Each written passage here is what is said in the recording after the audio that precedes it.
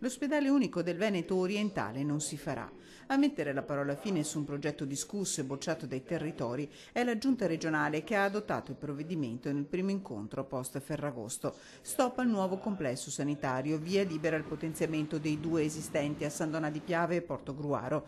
I dettagli non ci sono, ma è lo stesso presidente Zaia ad annunciare che sulla base di questa decisione sarà rivisto il piano sociosanitario veneto. Abbiamo deciso oggi, mantenendo fede all'impegno preso con i cittadini, ma soprattutto prendendo atto che i sindaci non hanno trovato un accordo sul polo unico. Quindi si va verso un ospedale non più unico, ma la valorizzazione, l'investimento, la rivitalizzazione dei due poli, San Donà e Portogruaro. Nero su bianco c'è la delibera, nessuna cifra certa, nessuna indiscrezione sulle specialità che saranno potenziate.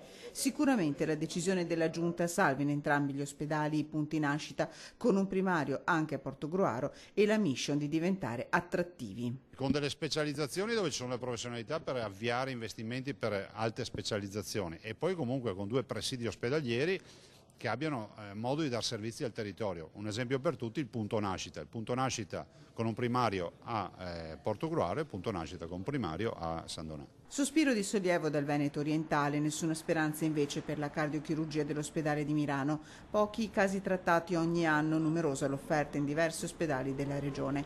Mirano chiude, la specialità resta all'Angelo. I parametri nazionali ci dicono che sia Mirano che Mestre sono sotto casistica, quindi hanno poca casistica e quindi non avrebbero modo di restare in piedi. Cardiochirurgia è una disciplina molto particolare per cui bisogna concentrare poi le forze.